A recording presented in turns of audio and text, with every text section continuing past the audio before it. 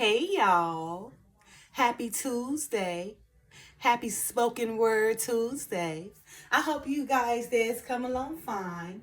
You guys know on Tuesdays I like to bring the word. And earlier I read the short from Isaiah chapter 3 verse 16, KJV version, and it reads as follows. Moreover, the Lord said, because the daughters of Zion are haughty and walk are haughty and walk with stretched forth necks and one-ton eyes, walking and missing as they go, and making a tinkling with their feet. Verse 17. Therefore, the Lord will smite with a slap the crown of the head of the daughters of Zion, and the Lord will discover their secret parts, right? So basically, this verse from Isaiah chapter 3, verse 16, just speaking on all the proudness, that the women of Zion had, right? Which caused, the women of Zion to be in the state that we are now, or which caused Judah as a whole to be in such a fallen state that we are now. Okay. So, one may wonder, why is Judah in such a fallen state, right? As a whole, with the women of Zion as well, right? Because during the time, back then, maybe Abraham, Isaac, and Jacob during that time, we was feared. That all nations, Israel was chosen as a holy nation unto the Father, right? And which the Father made all nations fear Israel, fear Judah, and the women of Zion, right? And to the point where they didn't want to touch them. They stayed away from, and they was warning others, right? But when Judah, and when the women of Zion decided to follow and idolize the gods of other nations, that's when Judah, the women of Zion and Israel fell into a oppressed state, right? Judah, had became a stumbling block, okay? They stumbled and fallen, right? Because their tongues and their doings was against the Father, right? It says, the women of Judah were proud and thought themselves to be better than others. They were obsessed with finery, luxury, and accessories, just like they are today, okay? They ran around these one-ton eyes, and the definition of one-ton eyes is sexually unrestrained or having many casual sexual relationships, women, which is happening today. They're very sexually unrestrained and seductive, and using their one-time eyes to wheel people in to destroy their marriages, or to wheel men in, right? To get them out of everything they want, right? And in return, don't offer their love or no nothing. That's what a lot of women doing today, right? It say, because of all these things, because of the Judah, Israel, and the women of Zion becoming proud, right? Becoming stumbled and fallen to the Father, right? That's why we're in such predicament we are now, right? Where we have shortages of food, shortages of water, even shortages of competent leaders, right? No common sense leaders right now, right? Everybody's so crazy and out their mind. Nothing is normal, nothing is of balance, and nothing is of healthy, right? Nothing is healthy, right? Again, we've been forced to made oppressed, right? By shortages of food, water, and incompetent leaders. Okay, of course you guys know we don't have no real leaders, right? Most of them are incompetent because they have got caught up into this world of wickedness and this delusional world that caused them to also make delusional decisions and act in delusional ways. Okay, it said the people will be oppressed because the woman devoted too much of their time to their appearance, right? And their image, which they do today. The child will be insolent toward the elder, right? The child don't even respect the elders, the parents, which happens today, right? Again, Judah had stumbled and fallen, and their tongues and doings were against the Lord, which caused Judah and made Judah ripe for judgment. Okay. So today I'll be reading out of Isaiah chapter 3. The header for this one is the Lord's judgment on sin, right? What I read to you guys right now is what's taking place right now. Although we are in the era of restoration, one should not forget, where we came from and where we're going, what caused us to be in such a fallen state, right? I try to be very detailed, to bring to you guys' attention why we are in such a fallen state, okay? All right. So Isaiah chapter 3, the header says the Lord's judgment on sin, and this is on sin, the Lord's judgment on sin, and this is being read out of the Holy Bible, King James Version, chapter 3, verse 1. For behold, the Lord of hosts, doeth take away from Jerusalem and from Judah the stay and the staff, the whole stay of bread and the whole stay of water, the mighty man and the man of war, the judge and the prophet and the prudent and the ancient, the captain of 50 and the honorable man and the counselor and the cunning artificer and the eloquent orator. You see? So what I just read for you guys, because of the sins of Judah, remember, the Lord, behold, he take away from Jerusalem, from Judah, from Israel, from the women of Zion. He taking away the staff, that strong staff and rod. He taking away the whole stay of bread. That's why it's such a famine of spirituality, right? He take away the stay of the water. That's why all the water is damaged right now. We about to die from the water, okay? He take away the mighty man. Most of all the men are effeminate. Out of 10 men, I asked this question to some of, my female associates. I asked them, and not only them, but I asked people this in general also. And I asked them, out of 10 men. Now, during my era, if you was raised in the 90s and the 200s, during that time, men was masculine. So now ask yourself today, out of 10 men, how many of them are masculine? Out of 10. I guarantee you, everybody would agree. Maybe one, possibly two out of that 10. Maybe 10% or 20% out of that 100% is masculine. All the rest of them are feminine. So the Father has taken away the mighty man and the man of war. They so crazy on all these psychotic drugs and lost their minds. They not even fit for war no more. For war no more. Right? In these other countries, see it, our men have been made to be weak. Right? No more men of war, so they can come take over us anyway. If all us on drugs and psychotic medicine and in our right mind, how can we be stand for war? No, of course we going under, right? It says, and the judge is in cahoots with all the money people, all the rich people, right? What the rich people say the judge is doing. And the prophet, we got so many wolves in sheep clothing, right? So many of them, right? There really no more prophets, right? And the prudent, right? We have so many ignorant people and uncautious people who are not prudent anymore, right? That's why everybody's health is all messed up and everybody got diseases because they're not cautious anymore to their lifestyle or anything, right?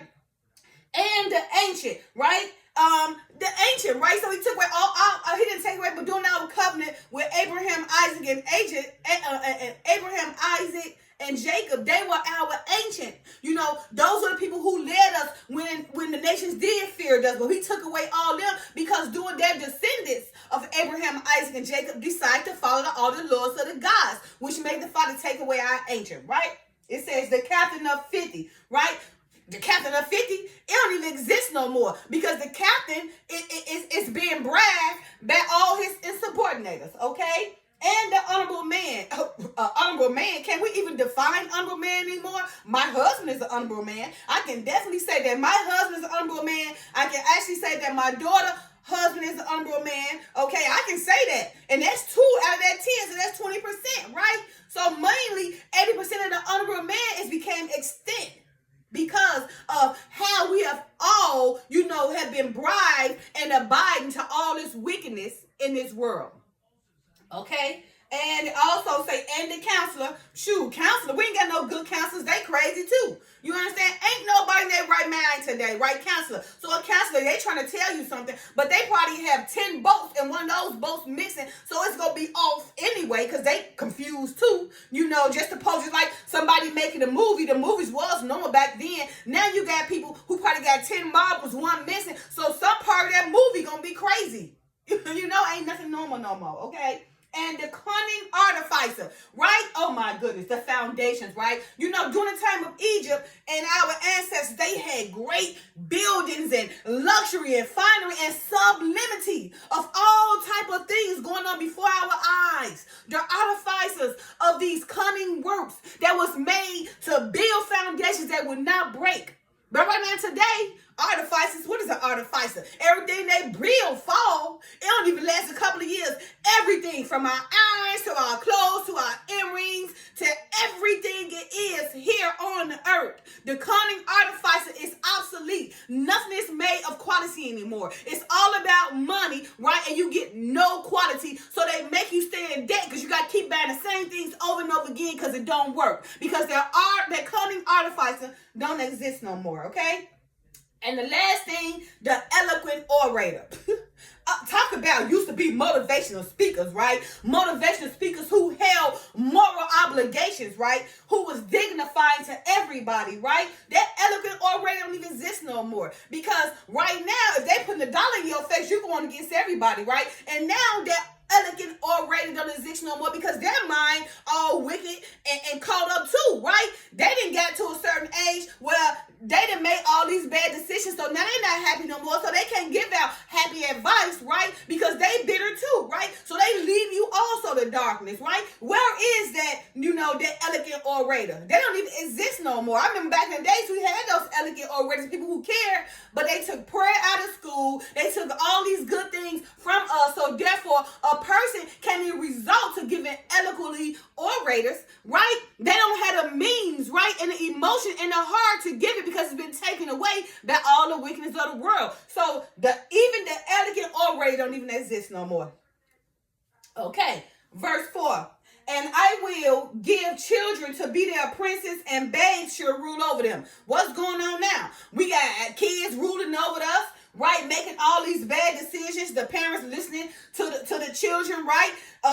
The children doing whatever, leading us down the road of darkness, right? Making these decisions that they're not even able to make. They're not even old enough or mature enough to make. Therefore, sending us into oppressions, right? That we know of our ignorance and foolishness that we shouldn't be a part of, but we decide to let the child lead us instead of us showing our, matureness and leading the child. Okay. It says, verse 5, and the people shall be oppressed, everyone by another, and everyone by his neighbor. The child shall behave himself proudly against the ancient, and the base against the honorable. Right? So the ancient, we're talking about right now, the reason why we oppressed, because remember, Judah had fallen, right? So now, because of all of these things has taken place, we have resorted to being oppressed. Everybody is oppressing one another, oppressing their friends, their neighbors, their mothers, their dads, their children. The child himself has become proud, right? He became the parent, running the parent, right? And the ancient values, it's like extinct, don't exist no more, and the base against the honorable. So the base, everybody who is wrong going against the right. Okay? Verse 6, when a man shall take hold of his brother of the house of his father, saying, thou hast clothed him, be thou a ruler, and let this room be under thy hand. In that day shall he swear, saying, I will not be an healer, for in my house is neither bread nor clothing. Make me not a ruler of the people. For Jerusalem is ruined, and Judah is fallen, because their tongue and their doings are against the Lord, to provoke the eyes of his glory. So, man, when they trying to ask man, to take hold of the brother's house, right? Asking them that, we giving you clothes and everything, we giving you money, right? Why don't you be our ruler? Be our ruler. Back then, they was denying it because Judah had fallen, right? So he was telling them, I ain't gonna be your ruler or your healer, because Judah has fallen, right? All their tongues and doings are against the Father, and it had provoked the Father's eyes of his glory. So that's why we are oppressed right now. Although we're in the era of restoration, we're still oppressed, trying to dig ourselves up by our own bootstraps, okay? Verse 9, the header changes. The impudence of the people, right? The impudence, okay? And I believe impudence is somebody that's not prudent. They incompetent, okay? The shoe of their countenance doeth witness against them, and they declare their sin as Sodom. They hide it not. Woe unto their soul, for they have rewarded evil unto themselves. Okay, so it said the impudence of the people, okay? They show their countenance, their appearance, right? Their appearance do witness against them, right? Like the sin that they're performing, just like the sin of Sodom, right? They had their sins not, just like like the sins of the people inside of they hid them not, right? The countenance showed everything. They let it out. Buck wow, just like so many men are becoming women. So many things happening in this world. They had it not. They taking the words of the Bible and changing it. They had it not. They throwing it right in your face, right? It says, woe unto their soul, right? Woe unto their soul. It will be brought down to the lowest degree where they be broke so hard where they're not going to have a choice but to reach out to the Father, right? For they have rewarded evil unto themselves. They have rewarded evil to themselves. Their appearance or their countenance is right there. They're not hiding anymore. So the Father said, say ye to the righteous that it shall be well with them, for they shall eat the fruit of their doing. So although we got all of these trifling, impudent people, wicked people, woe into their soul, right? For their deeds and their doings have rewarded evil to themselves, right? The Father will come. He's coming, right? To judge them, right? And punish them for them, right? Punish them for their sins, right? But the Father said to the righteous, hey, that it shall be well with you, for they shall eat the fruit of your doing. So if you're doing good, good will come to you, right? If you giving out good fruit gonna be come back to you, right?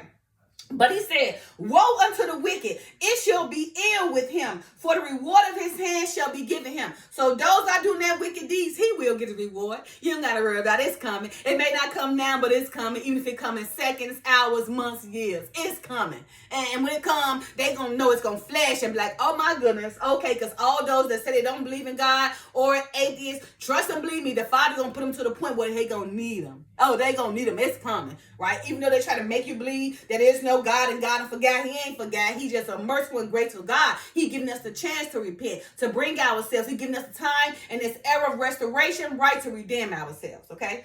So again, say ye to the righteous that it shall be well with him, for they shall eat the fruit of their doings, right? But to the wicked, woe unto the wicked, it shall be ill with him, for the reward of his hand shall be given him, okay? As for my people, children are their oppressors, and women rule over them. O my people, they which lead thee cause thee to err and destroy the way of thy paths, right? So he said, of my people, as for my people, the children, our children are oppressors, right? Because our children do what the hell they want to do, right? They have no discipline. The parents are scared of the children right now, and they ruling over them, which leading us all, right, to be in error, okay, and destroy our way of our paths. Our paths are messed up because we are allowing the children to rule us in error where our paths are being destroyed. Okay, the Lord standing up to plead and standing to judge the people, right? Okay, so remember, it's coming. The rewards is coming for the goods or the bad. The Lord will stand up to plead and standing to judge the people. Verse 14, the Lord will enter into judgment with the ancients of his people and the princes thereof, for ye have eaten up the vineyard and the spoil of the poor is in your houses. Again, the Lord will enter in judgment with the ancients of his people, right? So remember, Israel be judged first. Those over in Africa, Abraham, Trayor, those over there in Africa will be judged first. They are being raised, and we shall follow. Okay. So again, the Lord will enter into judgment with the ancients of his people. The ancients of his people is over there in Africa, in Israel, right? And the princes thereof. The princes normally be the sons of the kings. Okay. And it says, for ye have eaten up the vineyard, the spoil of the poor is in your houses, right? And them people, all these wicked people and powerful people, he says that they have eaten up the vineyard because they ruling and keeping the rich and the poor, right? And all the spoil, the poor is in their houses. Yes. Okay. Verse 15. What mean ye that ye beat my people to pieces and grind the faces of the poor, said the Lord of God of hosts? He asking you, why and what means do ye that you beat up my people to pieces, that you oppress my people to pieces, that you judge my people in wickedness to pieces and grind the faces of the poor, said the Lord God of hosts? He want to know. All right, verse 16, the head of changes, right? Now judgment for the women's pride, because the women of Zion, they was haughty, they was proud, they thought they'd be better than others because they had it going on, but they took advantage of it, right? So now Here are the judgments for the women's pride, okay? And this was the short I read earlier, verses 16 and 17 of Isaiah 3, verse 16 and 17. It says, moreover, the Lord said, because the daughters of Zion are haughty and walk with stretched forth necks and wanton eyes, walking and missing as they go, and making a tinkling with their feet. Therefore the Lord will smite with a scab the crown of the head of the daughters of Zion, and the Lord will discover their secret parts, right? So basically saying, moreover, the Lord said, because the daughters of Zion are haughty, they proud, they think they're better than each other, they got to walk with all they everything, shaking their moons and their breasts, just showing it off, not hiding, not discreet, okay? It said, walk out with stretched forth necks, okay, as they go, and wanton eyes, looking here and there, trying to see what man they can seduce, okay? And making a tinkling with their feet. Therefore the Lord will smite with a scab the crown of the head of the daughters. Make them bald head all on the sides, no hair. They throw weave in and put it all out. All their edges gone. Most of them got alopecia, right? That scab of their bald head because of their sins, okay? And the Lord will discover their secret parts. Their secret parts, that their vagina is stinking right now. That you got to use all this medication for, all this stuff to cover the odor, right? There's secret parts. He will discover it. You got 1,000 diseases and all this health going on with your vagina because you're not using it like it's supposed to be, right? So the Lord will discover their secret parts. Verse 18. In that day, the Lord will take away the bravery of their tinkling ornaments about their feet and their cows and their round tires like the moons, the chains and the bracelets and the mufflers, the bonnets and the ornaments of their legs and the headbands and the tablets and the earrings, the rings and the nose jewels, the changeable suits of apparel and the mantles and the wimples and the crisping pins, the glasses and the fine lining and the hoods and the veils, right? So right now, we are in a predicament where, our naturals was a girdle, but now they stomach is this big. Everybody got tumors, or they put all that unclean food in their stomach, right? In their body, that's causing their stomach to budge out and give them smells coming out their pores, because whatever you put in your body, trust and believe me, it come out your skin through a smell, okay? It says the ornaments of their feet. Okay, it says take about the tinkling ornaments about their feet and their calves and their round like towns like moons. So they're going to get all these things added to appearances, all these plastic surgery. They round tight like boom. Right now, many women it's not being born with breasts or buttocks, because of course they got to make it where you don't be born with them, so you just go buy them. Cosmetics, you go buy them through the surgery. So now, he took away their natural round ties like the moon, so now they got to go buy them. The chains and the bracelets and the mufflers. So all the jewelry, nice jewelry used to wear, right? That's not in style no more because we too ratchet. Okay, the rings and the nose jewels. Yes, they used to have them, but now they looking like bulls and craziness because now they got the rings going through the nose like a bull. Okay, come on now. That was that tribal stuff. Okay, so I don't think that had anything to do with the beauty of that earring that's going like a bull. Okay, the changeable suits of apparel. And the mantles and the whipples. So all the beautiful royal, suits of apparel, all is gone. The glasses, the fining hoods, and the veils. Right now, you see, so I'm trying to teach them to come with their veil. When you praying or practicing or reading the Bible, you should cover your head with the veil. But because that's been extinct, because so many of us are ratchet and so many women became proud, the women of Zion, and so many men, they actually fell to war because of their following of the other gods of the other nations, okay? Now it says, verse 24, when he take away all these things, right? And it should come to pass that instead of sweet smell, there shall be stink. And instead of a girdle, a rent. And instead of well-set hair, baldness. And instead of a stomach, girding of a sackcloth, and burning instead of the beauty, right? So what's going on now?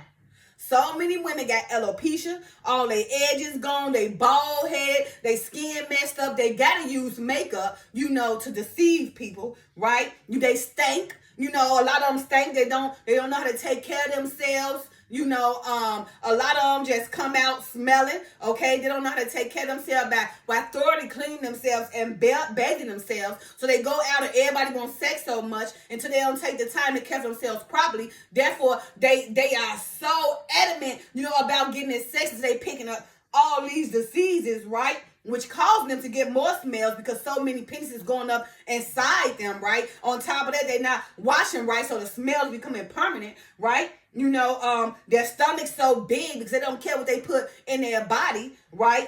Their hair gone because everybody wearing everybody's hair and not properly taking care of it. If you're going to wear a weave, it's now how you do it, but it ain't what you do, but it's how you do it. You should install a weave properly where it don't result to your own hair being baldness, right?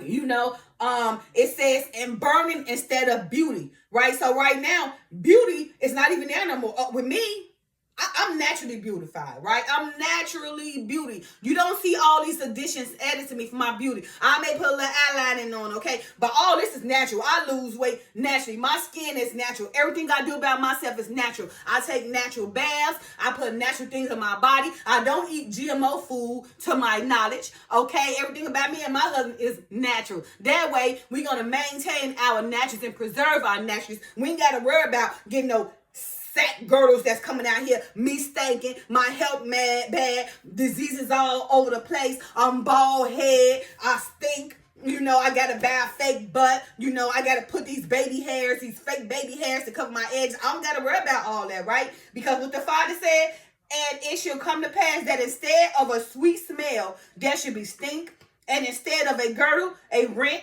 and instead of a well-set hair, baldness, and instead of a stomach, a girding of sackcloth and burning instead of beauty.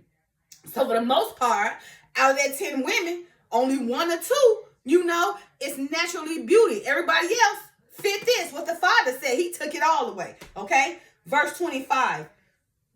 The men shall fall by the sword and the mighty in the war. What do you see? By the sword. So many of our men of Judah is falling by the sword, either by, gang related, they disrespecting one another, mad because one person is they killing each other, or by the sword of people who are in power, who's given the power, to go try to, command justice, but instead they're not doing it right, like the 70 servants that the Father sent, to overlook and oversee Israel. They went and made it harder for them, right? So the Father got to go judge them 70 servants. So the same people out here that's being sent to oversee us is causing us more oppression and causing us more violence and killing so many of us of Judah, okay? So it says, thy men shall fall by the sword and thy men in the war. Also, but let's not forget, the sword can be the word. It can be, a shield. It can be, men becoming women. It can be women stuck with diseases and their health problems, right? It can be you proud and you're haughty. The sword can be very abroad. It can be those in power killing all of Judah, because they look at Judah as a disgrace to them. So the sword can be very abroad, right? So the sword has taken many of our men, Judah, and in the war. Took many of our mighty men in a war of the sword that they used to take our men out with, and also the sword that our own men are taking themselves out with, right? In verse 26, the final verse, and her gates shall lament and mourn, and she, being desolate, shall sit upon the ground, right? So now you got so many crying, and some of them desperate, begging, begging for their master, to take care of them or help them, right? Sitting on the ground. I'm sorry. I do whatever you need me to do. I kiss your behind. I do whatever. I put my people down, just to please you, master, right? You got so many people. It says, and her gates shall lament and mourn. They crying and mourning, right? Because they think the people are their God. They think the people are oppressing them can also bring them up. But why would they bring you up? Because if they bring you up, then you bring them down. So that's foolish and ignorant for you to think. And it's foolish and ignorant for you to beg your oppressor, okay? So again, and her gates shall lament and mourn, and she being desolate shall sit upon the ground. So remember back during this time, the Father saying, Judah, Israel, and the women of Zion was very desolate. And right now today, we still desolate, right? But we coming out of it, in a form of restoration, right? But again, we should not remember Judah, Israel, the women of Zion. We should not forget where we come from and where we're going. Because if it was because of us, right? Our own proudness and our own haughtiness, right? Us think we're better than each other when the Father had all nations fearing us, right? They was fearing us, but we took advantage of it, right? We got proud, right? The men of Judah and the women of Zion became proud, and we try to make ourselves to be better than others because, of course, we got it going on right now today, right? Oh my goodness, we got the body, we got the style, we got the strength, we got the looks, we got the appearance, right? And many nations imitate us, right? So of course we already got it going on, but we must be humble, okay? Israel, Judah, the women of Zion, don't forget where you came from and where we're going. We are in the time of your era of restoration. We are being made to be a mass Messiah, guided by the Messiah, the Son of the Father, to lead us so we may publish our laws and make our laws to be published and executed to all nations, right? To be guided by the Son, the Messiah, so that all nations would be made to not perform wickedness, right? But to perform righteousness, right? Under the lead of the Messiah, who then lead Judah and Israel as a mass Messiah to publish, execute, and perform the made laws that the Father has given us so we can set ourselves to be examples for all nations to follow, being guided by the Son, his Messiah, making us a mass Messiah. All right, you guys. Happy Tuesday. Happy Spoken Word Tuesday. And I hope I gave many of you guys some clarification. I love y'all. Peace.